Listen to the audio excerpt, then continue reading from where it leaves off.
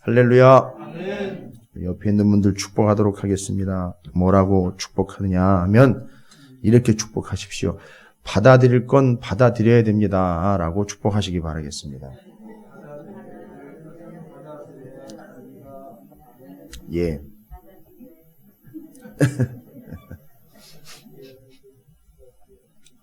여러분이 주시는 게 아니에요. 예. 사람이 사람에게 주는 거는 한계가 있기 때문에 사람이 사람에게 주는 게 아니라 하나님이 사람에게 주시는 것이 있어요. 여러분 지난 시간 말씀 기억하시죠? 전하자니 매맞아 죽겠고 안전하자니 속 터져 죽겠고 이래 주구나 저래 주구나 마찬가지예요. 전하다 죽는 거예요. 그래서 내일부터 복음을 전하러 이제 주중전도대로 모이기 시작합니다. 여러분 위해서 기도해 주시고 그렇다고 또 그거 한다고 죽는 거 아니니까 예, 뭐 그래 주구나 저래 주구나 매 한 가지인데 이거 뭐 버치고 매치고 이런 개념 아니에요. 우리의 사명이 그렇다는 겁니다. 우리의 사명은 하나님 앞에 우리의 인생을 삶으로 생명으로 드리는 거예요. 왜냐하면 하나님이 주신 거니까요. 하나님이 달라 하시면 드리는 거예요. 막짝같이 내가 좀 붙잡고 내가 한번 어떻게 해보겠다 하는 게 아니라 하나님한테 드리는 거예요. 어차피 이 세상에선 한 번 사는 겁니다. 두 번 사는 사람 정말 없어요. 한 번 사는 거예요. 한 번 사는데 제대로 거의죠. 손을 삐뚤빼뚤 걷다가 나중에 하나님 나라 가가지고선 창피하게 뒤를 돌아보니까 이건 완전히 엉망진창. 그래도 거기까지 왔으면 다행이죠. 예. 자, 그래서 여러분께서도 오늘 하나님께서 예레미야 선지자를 통해서 왜 하나님이 예레미야만 그렇게 못 살게 구는지 모르겠어요. 예. 좀 부러워요, 예레미야가. 예레미야는 명확하게 하나님의 마음과 뜻을 알기 때문에 하나님의 어려운 마음과 하나님의 그 아픈 마음을 다 알기 때문에 자기의 목숨을 내어놓고 전하는 한이 있더라도 전할 수 있는 거죠. 그러니까 이 예레미야와 하나님은 이심전심이에요. 다 통하는 거예요. 알아요. 그래서 이게 하나님의 마음이에요. 이게 성경을 처음부터 시작하면 하나님의 마음 쭉 나가는 거예요. 하나님의 마음, 열방을 향한 꿈 이렇게 나가는 거예요. 그게 이제 노래로 나와 있는 게 있어요. 나중에 가르쳐 드릴게요. 하나님의 마음, 열방을 향한 꿈, 만나 세대 신앙 계승, 천년 모범 마음과 지혜, 사랑의 줄 사명의 줄. 제가 오늘 목이 안 좋아서 여기까지만 하겠습니다. 이게 성경을 창세기부터 쭉 해가지고 요한계시록까지 20개의 타이틀로 20마당이라고 그러는데요. 그걸로 쭉 정리해서 노래 한번 부르면 성경 한번 쭉 훑는 게 되는 것처럼 될 때가 있어요. 아직은 때가 안 돼서 제가 안 가르쳐드리고 있는 거예요. 예. 열심히 말씀 함께 하시고 또 집중하시다 보면 이제 이 노래의 흐름과 그 흐름들을 이해하시게 될 거예요. 그럼 우리 아이들에게도 가르쳐 줄 수 있고 함께 부를 수도 있는 노래로 여러분이 부르면서 성경 한번 쭉 읽는 거예요. 그 노래 한번 부르면 일독하는 거예요. 흐름을 타고 가다 보니까. 근데 이제 그게 하나님 마음으로 시작이 돼요. 그러니까 성경은 하나님의 마음을 얼마나 아느냐 모르느냐의 차이인 거예요. 다른 게 없어요. 이걸 얼마나 많이 이해하고 있느냐 이 개념이 아니고 공부를 얼마나 많이 했고 얼마나 여러 번 읽었느냐 이게 수천 번, 수백 번, 수만 번 읽어도 소용없어요. 거기에 적혀져 있고 담겨져 있는 하나님의 마음 하나 캐치 못한다면 백날 읽어봐야 소용없는 거예요. 차라리 안 읽는 게 나아요. 지 마음만 계속 갖다 성경에다 붙여놓는 거예요. 이제. 하나님의 마음이에요. 읽어내는 거예요. 그게 예레미야가 읽어내고 있는 거예요. 지난 시간에 그렇게 안전하자니 속 터 죽겠다라는 거 이것 여기까지 좀 가야 될 것 같은데 전하자니 맞아 죽고 안전하면 속 터 죽는 여기까지 좀 가봐야 되는데 우리가 진짜 기왕의 신앙생활하는 거 여기까지 한번 가봐야 되는데 기왕의 목회하는 거 여기까지 한번 가봐야 되는데 그렇죠? 예수 믿고 하나님 믿으면서 좀 편안하게 사는 분들 문제가 있는 거예요. 아무 걱정 없고 염려 없이 그냥 다 하나님 책임져 주시는 것 같지만 문제는 뭐예요? 전해질 않고 있다는 얘기거든요. 세상이 전하면 가만 내버려 두질 않거든요. 힘들어요. 여러 가지로. 자, 계속되고 있어요. 그렇게 어려운 가운데 있는 예레미야에게 하나님은 계속 말씀을 하십니다. 그 이 남유다 이스라엘에 예레미야밖에 없어요. 여럿 있거든요. 근데 딱 붙잡고 한 사람하고만 지금 소통을 하고 있는 거예요. 예레미야하고만 지금 얘기를 하고 계시는 거예요. 지금 현재 상황에서. 이쯤 되면 예레미야가 교만해질 수도 있거든요. 이쯤 되면은요. 안 그렇습니까? 여러 사람이 있는데 나하고만 얘기를 해요. 엄청 교만해질 수 있죠. 근데 그걸 교만하지 않도록 어떻게 하신다고요? 전하면 때려 죽고 이렇게 되는 거예요.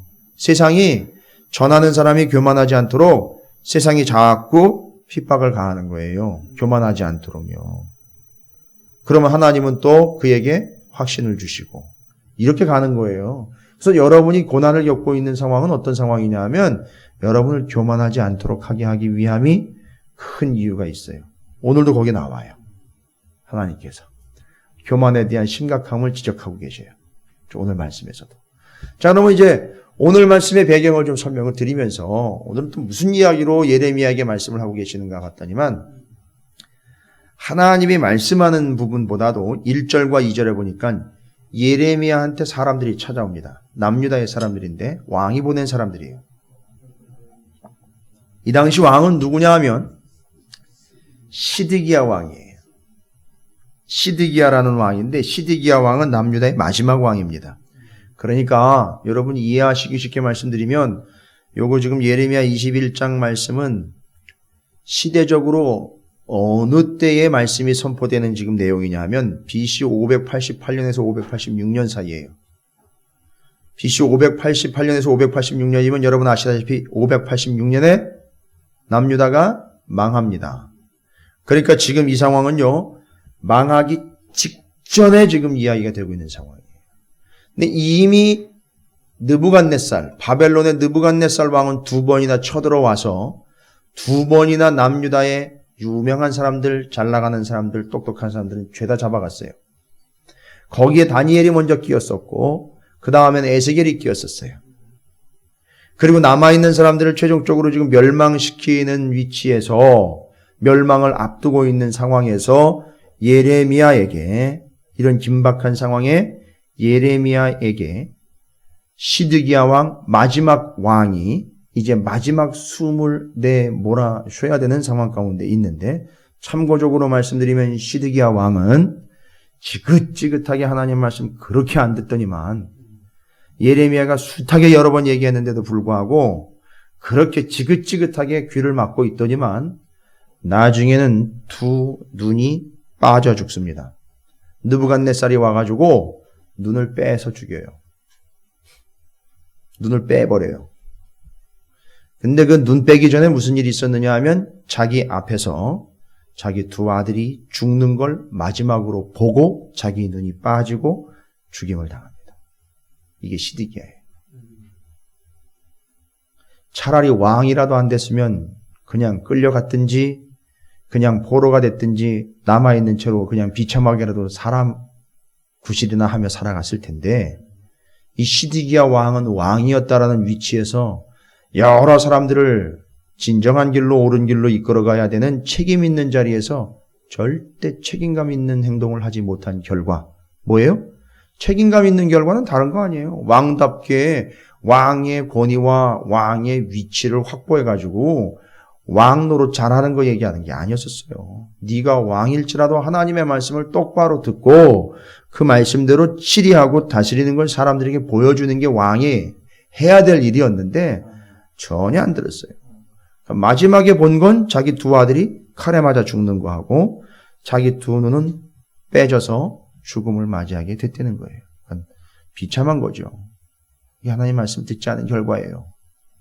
자, 이제 지금 그 상황까지 가기 직전이에요. 지금 불과 한 2, 3년 남겨놨어요. 그 일이, 그 비참한 일이 발생될 걸 앞으로 2, 3년 남겨놓은 상황에서 얘기하는 건데 예레미야에게 사람들이 왔어요. 그 시드기야 왕이 보낸 거예요. 누구냐 봤더니만 여호와께로부터 예레미야에게 말씀이 임하니라. 뭔 말씀을 하신 게 아니라 말씀이 임하고 있는데 예레미야한테는 말씀이 임하고 있는데 한쪽에 시드기야 왕은 이제 한 2, 3년 뒤면 망하는 걸 준비를 해야 돼요.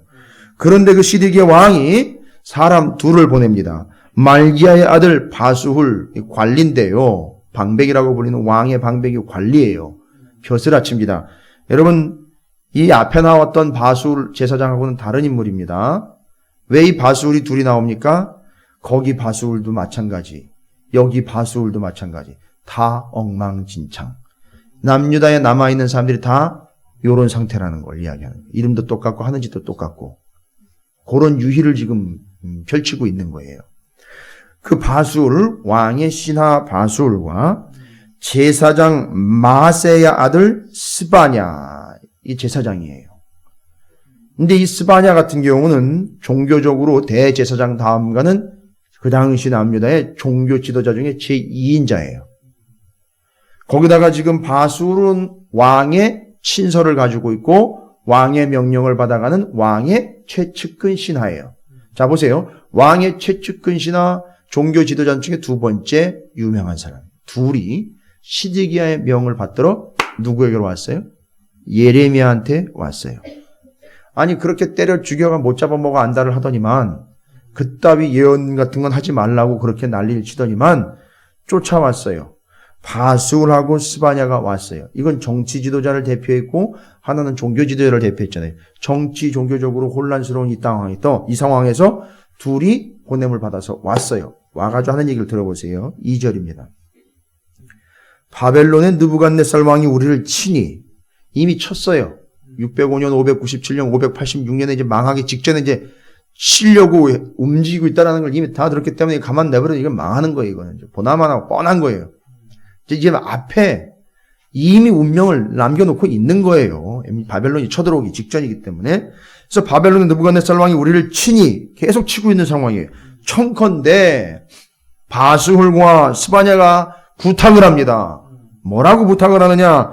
너는 우리를 위하여 여호와께 간구하라. 여호와께서 혹시 그의 모든 기적으로 우리를 도와 행하시면 그가 우리를 떠나리라 하니. 그가 떠난다는 얘기는 누가 떠난다는 얘기예요? 바벨론 느부갓네살 왕이 쫓아오다가도 어떻게 될까? 떠나갈까? 뭐 귀신 쫓습니까, 여러분? 그렇죠. 어려운 거예요, 지금. 어려운데 바술과 스바냐는요, 정치 지도자를 대표하는 사람이고 종교 지도자를 대표하는 사람이에요. 그걸 와가지고 예레미야한테 한다는 얘기가, 예레미야가 그런 예언을 하니까 죽이네 살네 이러면서 난리를 폈던 인간들이 예레미야한테 와가지고 한다는 얘기가, 야, 너 하나님한테 뭐 좀 해라. 기도 좀 해라. 그래서 저들 쳐들어오는 놈들 기도한 덕에 물러가게 좀 해봐라. 그럼 지는요? 그러면 그 바술하고 스바냐 지네는요? 남유다가 지금 이런 상황이 되는 거예요. 감이 잡히세요? 정작 자기가 무릎을 꿇고 기도해야 되고, 자기가 하나님 앞에 뭘 잘못했는지 돌아와야 하고, 자기가 하나님을 붙잡고 매달려야 하는 판인데, 예레미야가 뭐하다는 소리를 들었으니까요. 하나님은 계속 누구한테 얘기해요? 예레미야한테 얘기하고, 예레미야는 그 얘기를 직설적으로 갖다 세상에다 선포해버리니, 이건 뭔 성전이고 성이고 가릴 것 없이 이게 미친놈 수준으로 돌아치면서 막 예언을 해야 되는데, 처음엔 정말 미친놈인 줄 알았어요. 알고 봤더니만 하나님의 말씀이 되는 거예요. 야, 이거 한편으로는 짜증나는데 한편으로는 두려운 거예요. 그리고 바벨론이 쳐들어온다니까 이 바술과 스바냐가 시드기야의 명령을 받아가지고 뭐 하라는 거예요? 시드기야가 뭐라 그랬을까요? 야, 가가지고 걔 보고 좀 기도 좀 하라 그래. 걔 얘기는 하나님 들을 거 아니야. 딱 요거예요. 예레미야 얘기는 하나님 들을 거 아니야. 뭔 얘기? 얼마나 비참한 겁니까? 지들 얘기는 하나님이 벌써 안 듣는다는 걸 아는 거예요. 뭐 끝난 거 아니에요, 이거. 아니, 끝난 거예요, 여러분. 이건 다 끝난 겁니다. 얘기 다 끝난 거예요. 이건 뭐 바술이나 뭐 스바냐, 이건 얘기할 것도, 시드기야는 뭐 얘기할 것도 없는 거예요. 야, 예레미야한테 가가지고 부탁 좀 하라 그래, 하나님한테. 예레미야가 하나님하고 좀 이렇게 조금 뭐 통하는 게 있으니까 가가지고 얘기 좀 해요. 이게 이 당시 영적인 상태예요. 요즘에 이런 영적인 상태가 고스란히 반복되고 있는 거 아세요? 목사님이 하나님하고 좀 더 친하잖아요. 목사님이 좀 이렇게 대신 좀 해줘 봐요, 좀 어떻게. 옛날에 제가 얘기 드렸죠? 어떤 목사님 부흥회 갔는데 이 강대상 밑에다 고추자를 갖다 놔놨더래. 가을에 수확해가지고 목사님 드리는 건 줄 알았대요. 그 어느 교회 권사님이 목사님한테 부탁해가지고 자기 며느리가 아들을 못 낳으니까 거기다 고추 갖다 내놓고 목사님이 그때마다 기도해주면 그걸 듣고 하나님이 자기 며느리한테 아들 하나 줄까봐 그렇게 부탁을 하고 목사님이 받아놓은 거래요. 받아놓은 놈은 목사나 그따위 짓거리 하고는 권사나 말이 됩니까, 여러분? 여러분 웃기죠? 지금 예레미야가 그런 상황 가운데 있는 거예요. 지금 스바냐하고 바술이 고추바구니 들고 와가지고 아들 좀 낳게 해달라고 대신 좀 빌어달라고. 목사 뭐 만드는 거예요? 예레미야 뭐 만드는 거예요? 무당 만드는 거예요. 당신이 굿하면 효험이 있으니까 굿 좀 하라 이 얘기예요. 목사 굿판 만들지 마십시오. 목사를 무당 만들지 마시란 말이에요. 왜 남한테 얘기를 해요? 자기 문제가 있고 자기가 문제고 자기가 고쳐야 되고 자기는 가만 내버리면 자기가 지금 죽을 판인데 왜 정신 못 차리고 자기가 기도를 안 하냔 말이에요. 누구한테 얘기를 해요? 그렇다고 제가 여러분 위해서 기도하는 거 싫어한다는 얘기가 아니에요. 새벽마다 기도해요. 여러분 신방 가가지고 기도 제목 받는 거 붙잡고 계속 기도합니다. 저는 기도할 뿐이에요. 다윗이 얘기했죠. 시편도 나와 있죠. 다만 기도할 뿐이라. 저는 기도할 뿐이에요. 하나님하고 여러분의 관계는 1대1 여러분하고 하는 거예요. 저도 저하고 하나님하고 1대1이에요. 근데 지금 바술과 스바냐가 시드기야의 명을 받아 이따위 짓거리를 하고 있는 거예요. 여러분 이거는 말아먹자는 얘기예요. 신앙이고 뭐가 없는 거예요. 그렇잖아요? 하는 행동머리가 다 그런 거예요. 그래서 그 시대의 진정한 예언자인 예레미야를 이딴 식으로 취급한 거예요. 무당 취급한 거예요. 야, 어떻게 이럴 수가 있냐. 만약에 제가 우리 찾으시는 교회에 성도들이 이렇게 새가족들로 들어오고 문제 있는 일도 들어왔을 때 뭐 소위 말하면 이제 죽어가는 사람 하나 일으켜 놓으면 와 김성호 목사 막 영험한 목사 하나 났다고 가보라고 거기 난리 날 거예요. 그죠? 그래서 하나님이 저한테 그런 능력을 안 주시나 봐요.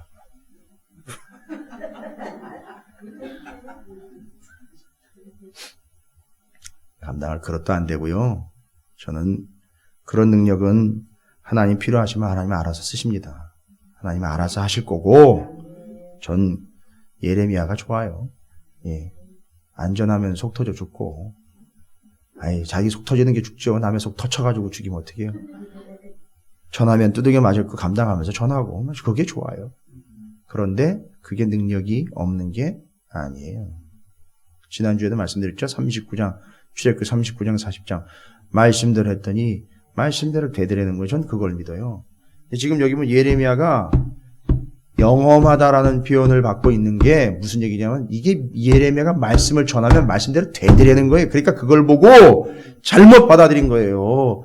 우리가 가서 예레미야한테 부탁을 해서 예레미야가 하나님한테 좀 사바사바 하면 그걸 듣고 하나님이 이렇게 해줄 거야. 걔가 좀 저기 하나님하고 친하니까. 여러분 신앙생활 이런 식으로 하지 마십시오. 치명적입니다. 예, 그건 아니에요. 그래서 이런 상태에 이 남유다가 있는 거예요. 그러니까 망하기 직전인 거예요, 지금.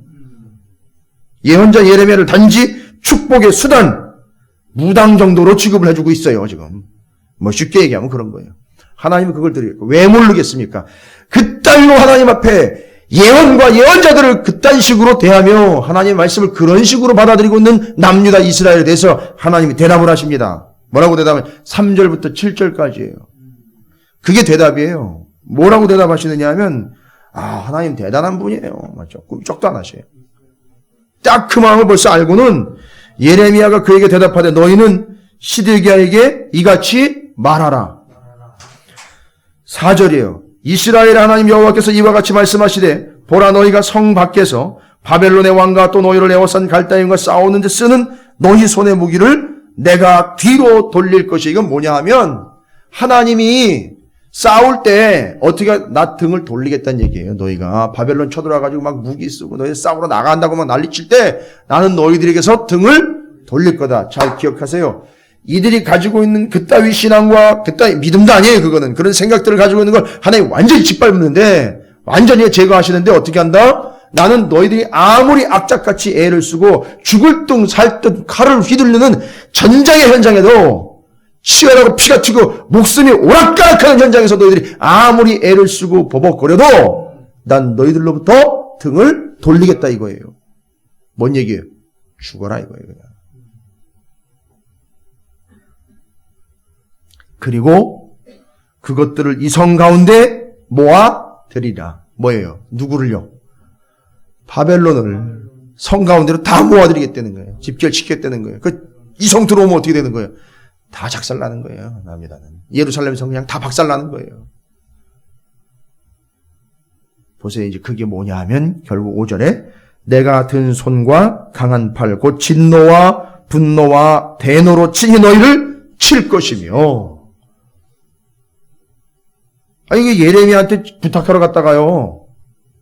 듣는 얘기 한번 들어보세요. 이게 얼마나 무시무시한 얘기인지. 야, 너 친하니까 하나님한테 좀 잘 좀 봐달라고 얘기해가지고 걔네들 오다가 돌아가게 좀 해라.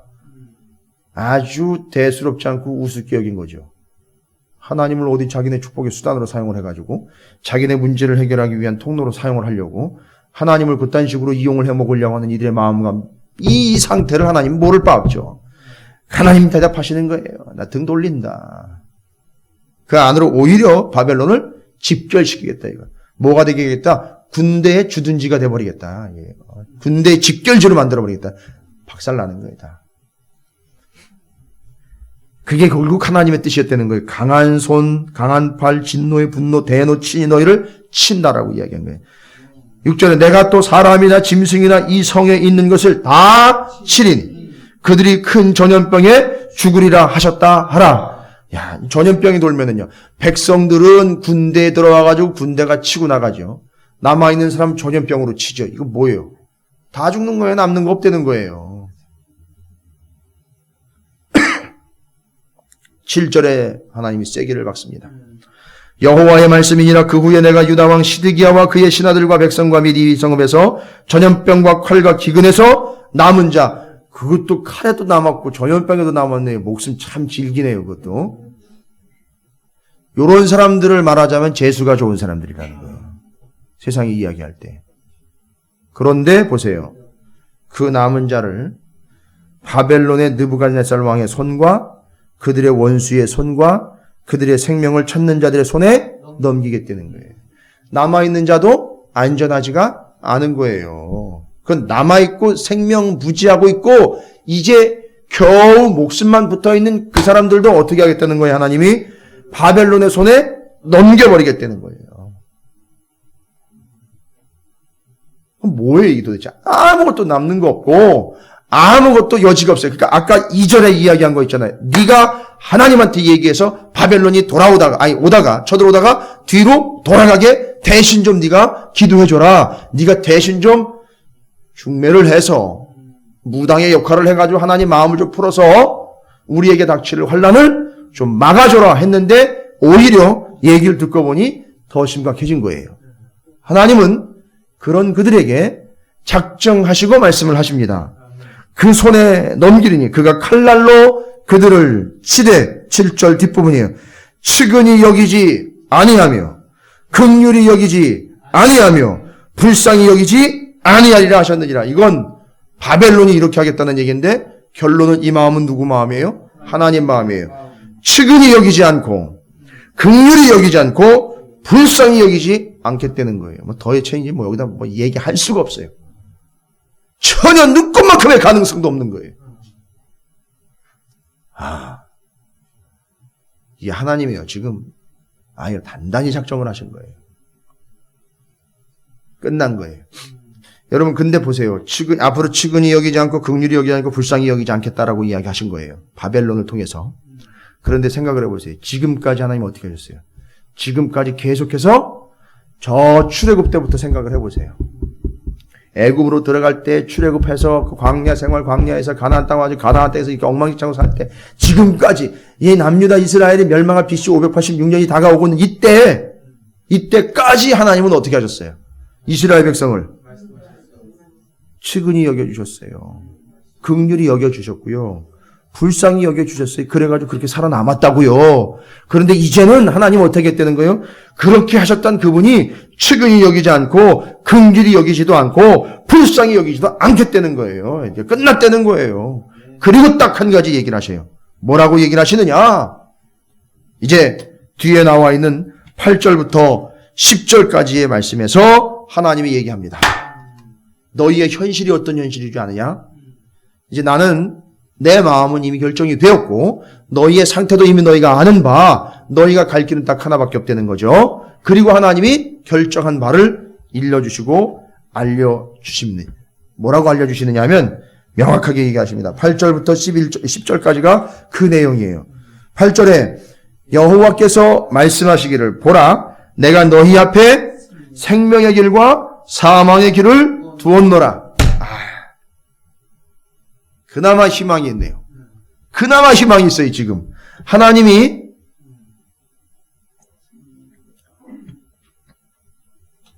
우리가 소위 이야기하고 있는 형통과 축복의 길이 아니라 생명의 길과 사망의 길이래요. 그러니까 이 말씀은 뭐냐 하면 지금 너의 삶이 풍족해지느냐 빈해지느냐, 잘 나가느냐 못 나가느냐, 잘 먹느냐 못 먹느냐, 얼마나 좋은 데 사느냐 허름한 데 사느냐 이런 문제가 아니라는 거예요. 지금은 사느냐 죽느냐의 문제라는 거예요. 지금 이때가 그런 때라는 거예요. 지금 상황. 그러니까 상황 파악 잘하라는 얘기예요. 하나님을 그렇게 내 위치에서 한 단계 업그레이드 시까지 더 잘 먹고 잘 살게 해주는 분으로 만들어 볼까 하는 이 남유다 이스라엘의 방백과 제사장이며 왕들이 가지고 있던 이따위 생각들에 대해서 하나님이 아주 찬물을 확 끼얹으면서 얘기하는데, 지금 너희들이 더 잘 살고 잘 먹고 잘 놀고 잘 지내기 위한 내가 그런 통로가 되는 것이 아니라 너 정신 차려라. 너는 지금 죽느냐 사느냐의 길에 나와 있는 거지. 앞으로 내 삶이 얼마나 더 풍족해지느냐, 예수를 통해서 교회를 통해서 하나님을 통해서 더 나은 길로 나아가려고 하는 그런 상황 가운데 있는 게 아니라는 거예요. 그 얘기하는 거예요. 하나님이 그러면서 하시는 말씀이에요. 8절에 명확하게 얘기했죠. 너희 앞에 생명의 길과 사망의 길을 두었노라. 너는 이 백성에게 전하라 하셨느니라. 그러니까 예레미야를 통해서 그렇게 찾아온 그들에게 이야기를 하라 그랬죠. 뭔 얘기를 하라 했습니까? 싫어, 가, 이게 아니라 현실과 상황을 정확하게 얘기하죠. 너희들에겐 이제 뭐만 남아있다? 사망의 길과 생명의 길, 이 두 길만이 남아있다. 그러니까 둘 중에 하나를 어떻게 하라? 선택하라 이거예요. 그래도 감사하죠. 이렇게 되기만 해도 감사한 거죠. 그러니 뒤에 이야기합니다. 이 성읍에 사는 자는 그까지 그래도 이 성읍에서 살아남아가지고 좀 살아가려고 애쓰겠죠. 바벨론이 쳐들어와도 그래도 나는 좀 살아남으면 좋겠다. 여기서 그래도 끝까지 좀 살았으면 좋겠다. 이 성읍에 사는 자는 어떻게 된다고요? 칼과 기근과 전염병에 죽으려니와 너희를 애워싼 갈대아인에게서 나가서 항복하는 자는 살 것이나 그의 목숨은 전리품같이 되리라. 여호와의 말씀이니라. 내가 나의 얼굴을 이 성읍으로 향함은 복을 내리기 위함이 아니요 화를 내리기 위함이라. 이 성읍이 바벨론 왕의 손에 넘김이 될 것이요 그는 그것을 불사르리라. 그러니까 지금 딱 한 가지 선택은 둘 중 하나. 뭐라는 거예요? 여기서 끝까지 네 몸뚱이 내 삶을 지켜보려고 바둥바둥 치면서 살아남으려고 한번 애써 보든지, 그 다음에 하나는요, 차라리 바벨론의 백성에게 항복을 하고 인정을 하든지, 둘 중에 하나인 거예요. 여러분, 분명히 이 둘 중에 하나 선택하라는 게 하나님이 주신 기회예요. 근데 하나님이 그 앞서서 8절에서 뭐라 그랬습니까? 그게 뭐와 뭐를 뒀다고요? 생명의 길과 사망의 길을 뒀다 그랬죠. 그럼 여러분 여기서 말하는 생명의 길은 뭐예요? 항복하는 거예요. 누구한테요? 바벨론에게. 쳐들어왔을 때 바벨론에게 항복하는 거죠. 여러분 항복한다는 게 어떻게 항복하는 거예요? 그냥 백기나 들고 나가면 되는 거예요? 생각해 보세요. 항복하게 된다면 어떤 일이 발생이 될까요? 항복하는 건 노예가 되는 거죠. 여기 지금 이 성읍에서 그래도 살아남아가지고 끝까지 한번 버텨서 이거 지켜보려고 했던 모든 것들을 다 어떻게 해야 돼요? 다 포기해야 돼. 자기가 그래도 이 성에서는 여기 누구예요? 바스울이나 스바냐 같은 경우는요. 정치적으로 높은 위치에 있죠. 종교적으로 높은 위치에 있죠. 만약에 항복하게 되면 어떻게 돼야 돼요? 그거 다 빼앗기는 거예요. 내려놓는 거예요. 그런데 하나님은 그거 바벨론에게 투항하고 내려놓고 나아가 항복하는 걸 어떤 길이라 그래요? 생명의 길이라 그랬다고요. 생명의 길이라고요. 여러분 지금 가지고 누리고 있는 것 다 내려놓고 하나님한테 항복하라 그러면 그거 생명의 길이라고 얘기하면 받아들이시겠어요? 절대 못 받아들일 거예요. 왜냐하면 이 사람들이 그걸 안 받아들였기 때문에요. 똑같아요. 지금도. 똑같다고요. 여러분 제가 알아요. 여러분 포기 안 해요.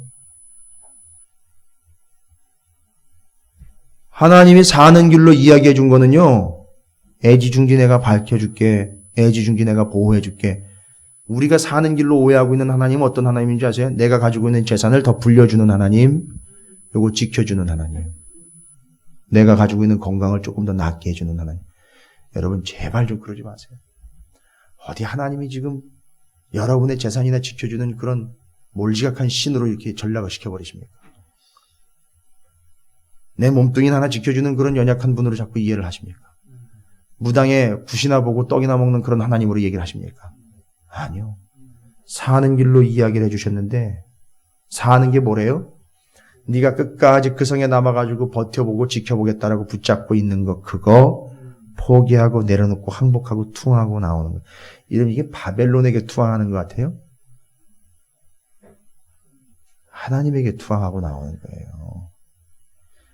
기분 나쁘다고 어떻게 우리가 바벨론같이 야만인들한테 야만지스러운 그 야만 족속들 그런 나쁜 놈들한테 우리가 하나님의 백성이 그럴 땐 또 하나님 백성이라고 그래요. 어떻게 우리 명예가 있는데 그래도 하나님의 백성이라는 이름이 있는데 이걸 내놓고 가가지고 투항을 해가지고 항복하면서 가진 건데 다 포기하고 그놈들한테 포로가 되냐고. 근데 그게 사는 길이라는 거예요. 그러니까 그거 안 받아들이는 거예요. 그걸 못 받아들이는 거예요. 오늘날 교회가 왜 여기까지 왔고 성도들이 왜 이 모양 이 꼴로 지금 계속 유지가 되고 있느냐 하면 이게 안 되니까 못 나가는 거예요. 안 되는 거예요. 지금 계속 그걸 붙잡고 씨름하고 있는 거예요. 지금 하나님은 이미 이야기를 했어요. 그거 내려놓고 항복하고 투하고 나오라고. 그게 사는 길이라고. 근데 여전히 그걸 붙잡고 있단 말이에요. 그 성 안에서 계속 그렇게 하고 있어요. 죽는 일은 뭐예요? 그냥 그 성에서 계속 끝까지 이것만 내가 지켜내가야지. 이건 내가 그래도 지켜볼 거야 하면서 바벨론이 쳐들어올 때까지 그냥 끝까지 버텨보는 거. 그게 죽는 길이에요. 그건 하나님이 사는 길로 이야기해 주셨어요. 포기하고 항복하고 투항하고 나오라는 거예요. 근데 더 힘든 건 뭐예요? 항복하고 나오면 사는데 문제는 뭐예요? 그의 목숨은 전리품같이 되리라. 끌려가는 거예요. 목숨을 끌려가는 거예요. 어디로요? 바벨론으로. 정말 힘들죠. 이거 어떻게 이걸 감당을 해요? 그런데 하나님이요. 놀라지 마세요. 바벨론으로 끌려가는 게 정말 재수없는 일이고 기분 나쁜 일이고 정말 억울한 일인 것처럼 느껴질 때 지금 현재 588년에서 586년 사이니까 이미 바벨론에 끌려간 땅에는 누가 있어요? 다니엘하고 에스겔이 있어요. 에스겔은 지금 거기서 바벨론 땅에서도 뭐를 하고 있느냐면 예언자 활동을 하고 있어요. 예레미야가 예루살렘에서 예언자 활동을 하고 있을 때 에스겔은 바벨론 땅에서 예언자 활동을 하고 있었어요. 둘이 중요한 역할을 하는 거 아세요? 예레미야는 여기서 포기시켜서 어디로 보내야 돼요? 바벨론으로 보내면 바벨론에 있는 에스겔이 인수인계 받는 거예요. 이게 망하는 게 아니라고요. 살려내는 일에 여기서 포기시켜 토스하면 거기서 에스겔이 받아서 살려내는 게요. 그게 에스겔이 하는 일이에요. 이 구조를 모르면 평생 여기 예루살렘에서 그냥 안 나가려고 바둥바둥 치다가 결국 어떻게 돼요? 죽는다고요. 이거 포기 안 하고 나가.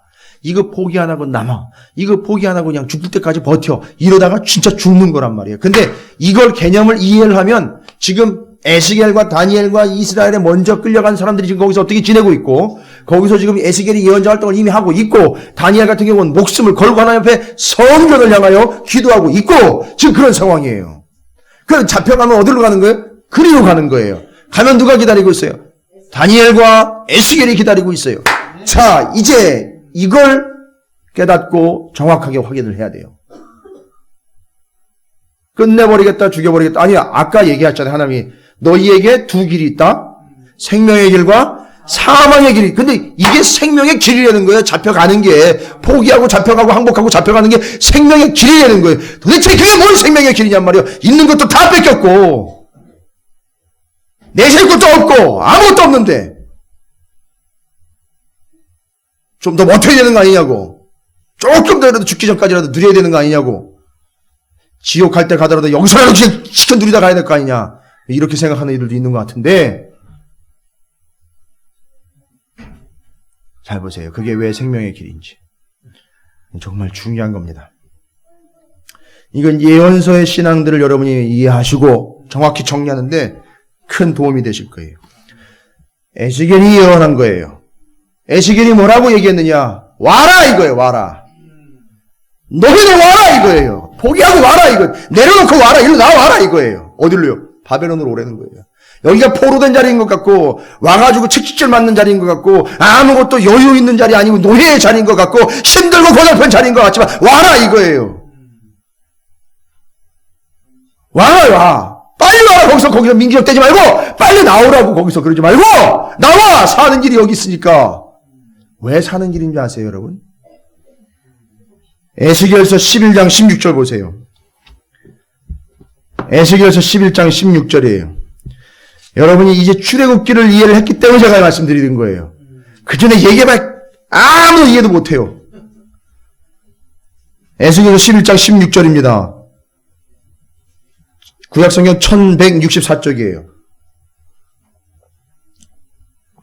예레미야 좀 뒤에 가면 있죠.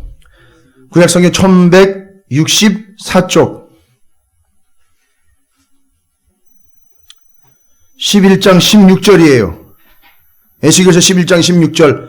에스겔이 지금 어디 있다고요? 바벨론에 붙잡혀 와서 거기서 뭐 하고 있어요? 포로로 끌려온 걸 한탄하면서 울고 있습니까? 거기서 예언자 활동을 하고 있어요. 하나님이 너는 거기 가서 예언자 활동해. 예레미야는 예루살렘에서 예언자 활동할 거야. 그럼 너는 거기서 받아. 예레미야는 여기서 보낼 테니까. 그리고 에스겔이 얘기합니다. 외쳐요. 예루살렘에다 대고 제발 미련 떨지 말고 거기 포기하고 나오라고. 나와서 일로 오라고. 하나님이 뭐라고 얘기했느냐 에스겔에게. 11장 16절입니다. 함께 읽겠습니다. 시작. 그런즉 너는 말하기를 주 여호와의 말씀에 내가 비록 그들을 멀리 이방인 가운데로 쫓아내어 여러 나라에 흩었으나 그들이 도달한 나라들에서 내가 잠깐 그들에게 성소가 되리라 하셨다. 얘기하라는 거예요. 뭐라고 얘기했다고요? 얼마 동안요? 잠깐이요. 잠깐. 하나님이 포로로 끌려간 그 땅에서 하나님이 직접 얘기하신 거예요. 에스겔한테. 뭐라고 얘기했다고요? 잠깐 동안 너희들이 거기 포로로 끌려왔지만 거기서 내가 뭐가 되겠다? 성소가 되겠다. 성막이 되어주겠다. 뭔 얘기예요 그러면? 그러니까요. 이게 출애굽기가 이해가 안 되면 이 말은 뱅갈가야 이해가 안 되는 거예요. 하나님 뭘로 오셨다고요? 성막으로 내려오셨고요. 신약에 가면 아예 뭐를 입고 오셨어요? 성막 육신을 입고 오신 거예요. 그러니까 잠깐은 몇 년이에요? 70년이요. 하나님한테는 70년이 잠깐이라는 거예요. 에이, 글렀다 이제는. 하나님 얘기 듣긴 글렀다. 아니 나는 한 2, 3년이면 잠깐인 줄 알았는데 한 70년 가지고 잠깐이라 그래. 이거 참 큰일 났네. 하나님의 영원한 시간에 비하면 70년 잠깐이라는 거예요.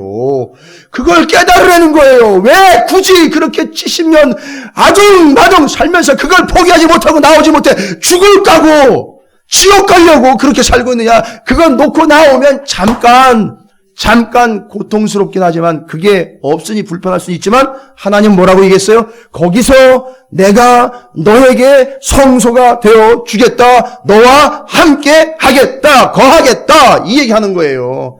그러니까 여기다가 지금 바벨론에다가 성막을 짓는다는 얘기가 악이라는 거 이해되시죠? 출애굽기 이해되시죠? 그거 연결하세요. 그러면 거기에 하나님이 임재해 함께 하겠다. 마치 출애굽기에 광야의 12지파 센터로 하나님이 임재해 내리실 때 성막으로 임재하신 것처럼 하나님이 아예 이제는 성막 필요 없으니 내가 그냥 성막 자체가 되어 너희들 가운데 바벨론 땅 이스라엘 백성 너희들 가운데 센터로 임재하겠다. 몇 년 동안요? 70년 동안. 그러니까 뭐 하라는 거야? 에스겔이 이걸 얘기를 하는 거야. 빨리 와라. 여기 하나님 계신다.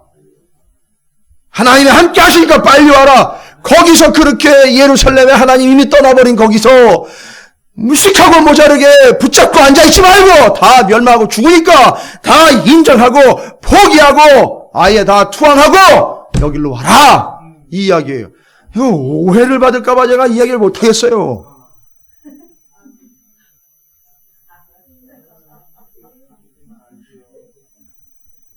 여러분 그 얘기만이 아니에요. 우리의 삶에서 여전히 그거 붙잡고 있다가 다 죽어요. 진짜로. 그거 놓고 빨리 주님 계시고 주님이 함께 하시는 바벨론 생활로 들어가셔야 돼요. 어렵고 힘들고 바벨론 강가에서 맨날 눈이 부르트고 짓물르도록 울며 불면서 남이 들을까봐 기도도 마음대로 못하고 그런 어려운 상황 가운데 있을지라도 거기가 사는 곳이에요. 살 수 있는 곳이에요. 하나님이 그걸 얘기를 하십니다. 빨리 포기하고 두 손 들고 그냥 끌려가라는 거예요. 거기로 가라는 거예요. 가면 하나님이 거기서 잠깐 동안 성소가 되어 주신다는 거예요. 우리 찾으시는 교회 70년 뒤가 어떻게 될지 모르겠지만 하나님이 우리에게 성소가 되어주시는 곳 되지 않을까 싶습니다. 힘든 거 알아요. 여러분 피곤한 거 알아요. 그래도요. 그거 포기하고 수요일이면 나오셔야 돼요. 예배 있는 시간이면 나오셔야 된다고요. 하나님 앞에 나와야 되는 거예요. 그걸 포기하고 나와야 되는 거라고요. 뭔 얘기를 하겠습니까? 뭔 다른 얘기를 해요. 거기다 대고. 여기 예레미야가 이스라엘에게 지네가 나갈 생각은 하는 거 어떻게 하래요? 쳐들어오는 바벨론을 좀 막아달라는 거예요. 하나님한테 잘 얘기해가지고 막아달. 그러지 말고 들어오라는 건 들어오는 거다. 그건 하나님 뜻이다. 들어오면 어떻게 하라고요? 포기하고 내려놓고 항복하고 나아가라는 거예요. 받아들이라는 거예요. 하나님의 뜻을. 그럼 하나님 어떻게 하신다고요? 거기가 좀 어려워도 실상 힘들어도 거기서 너희에게 성소가 되어 주겠다. 너와 함께 하겠다. 이 이야기인 거예요. 여러분 여전히 못 내려놓으실 것 같으면 이건 해당 안 되는 얘기예요. 여전히 예루살렘 성과 같은 견고한 성에서 내 것 붙잡고 이거는 내가 지켜내야 된다라고 악착같이 나 죽을 때까지 이건 포기 못해. 그러다 정말 죽습니다. 그거 포기하고 하나님 앞에 빨리 항복하고 하나님이 함께 하시는 성소가 되어주시는 그 고통스러운 땅과 순간일지라도 하나님 앞에 나오는 거예요. 그래서 여러분이 사는 거예요. 하나님 제일 싫어하는 거 두 가지 11절부터 14절에 얘기하십니다. 뭐라고 얘기를 해요? 이렇게 명확하게 사는 길과 죽는 길을 얘기를 했는데 이걸 알아먹지를 않아요. 아니 이해했어요. 그런데 순종하지를 않습니다. 그러니까 하나님 그걸 또 아시면서 얘기를 하십니다. 11절부터 14절까지 뭐라고 얘기합니까? 유다 왕의 집에 대한 여호와의 말을 들으라. 여호와께서 이와 같이 말씀하시니라. 다윗의 집이요. 한때는 다윗의 영광과 위엄이 있었던 그 집. 너는 아침마다 정의롭게 판결하여 탈취한 자를 압박자의 손에서 건지라. 그리하지 아니하면 너희의 악행 때문에 내 분노가 불같이 일어나서 사르리니 능히 끌 자가 없으리라. 뭔 얘기하는 겁니까? 너희가 행동한 대로 다 받는다 이 얘기예요. 불의를 행했기에 불타 죽는다. 이 얘기. 정의를 행하지 아니하기에 하나님이 심판하신다는 거예요. 자, 첫 번째 하나님이 불의를 행한 것 싫어하시는데 그것에 대해서는 어떻게 해요? 행한 것 그대로 갚아주신다.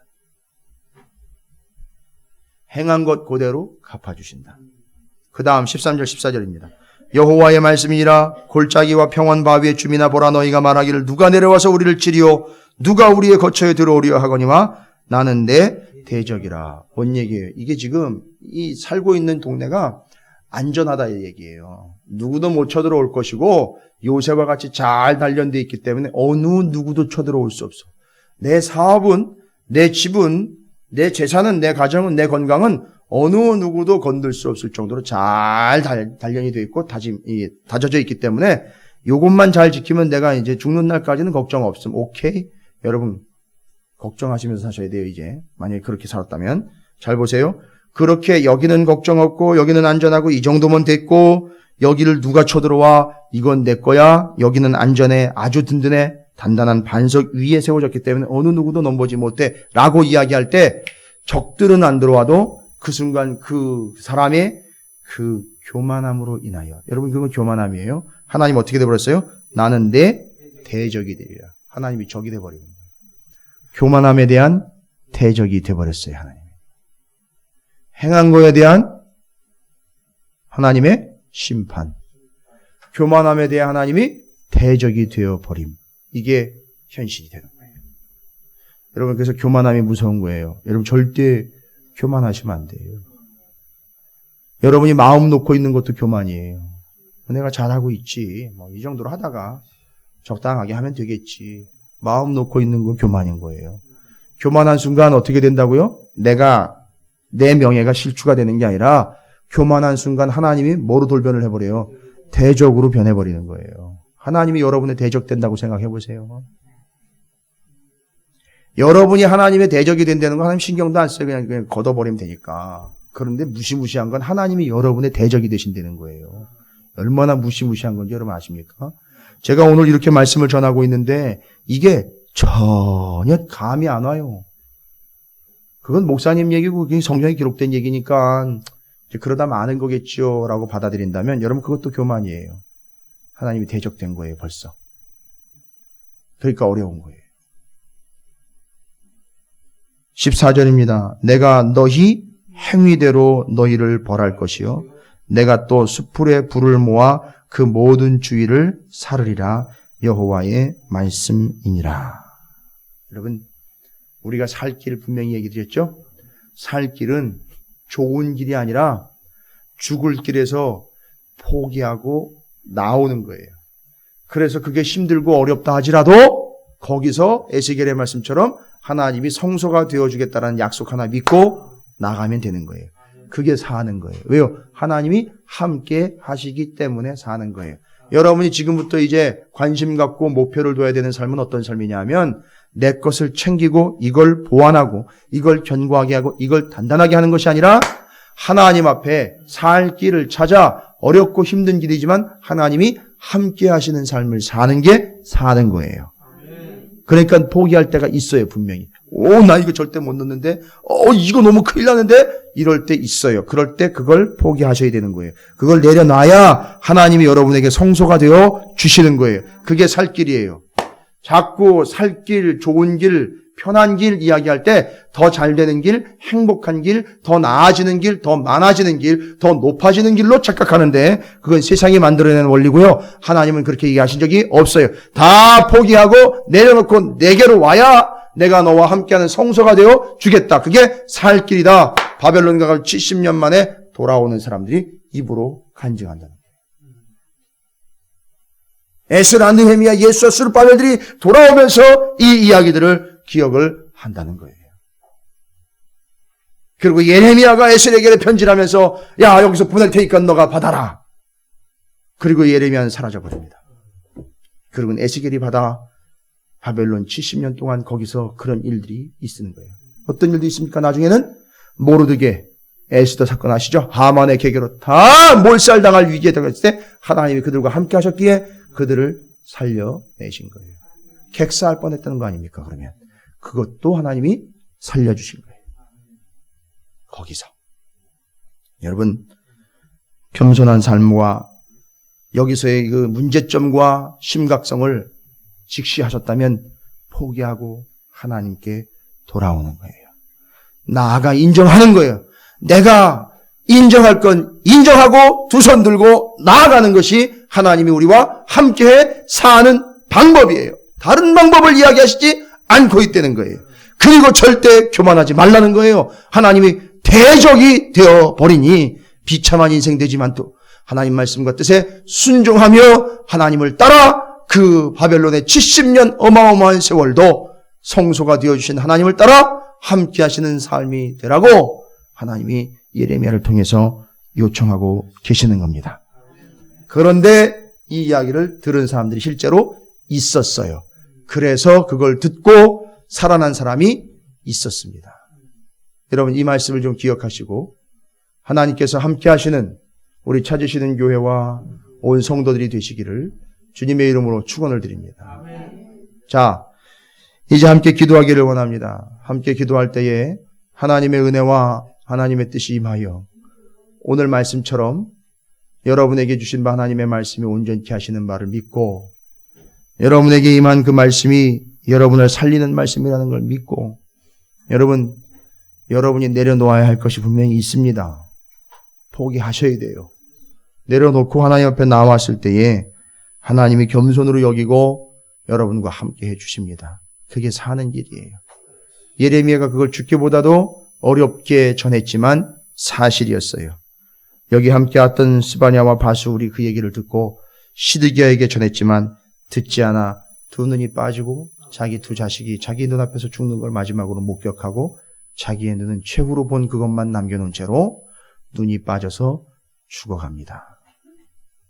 왜 시드기야가 그런 짓을 했나? 절대 포기하지 않았기 때문이에요. 듣지 않았기 때문입니다. 그는 그렇게 마지막을 감당을 할 수밖에 없었고 바벨론으로 끌려간 이들은 거기서 에스겔과 만났고 거기서 하나님과 70년 동안 함께하는 삶을 살았고 바벨론 탈무드가 나올 정도로 신앙생활을 잘 지켜갔습니다. 그리고 70년 뒤에 돌아왔어요. 이게 하나님의 은혜인 줄로 믿습니다. 이 뜻을 기억하시면서 이제 하나님 앞에 내가 내려놓아야 될 것, 포기해야 될 것, 포기하고 하나님 앞에 그냥 두 손 들고 나와야 하는 것, 항복하듯 나와야 하는 것, 여러분이 하나님 앞에 고백하시고 절대 교만하지 아니하도록 하나님 앞에서 겸손함으로 나아가는 하나님의 백성이 되도록 오늘 말씀을 기억하시면서 주의 이름을 크게 한번 부르시고 동성으로 기도하며 나아가도록 하겠습니다.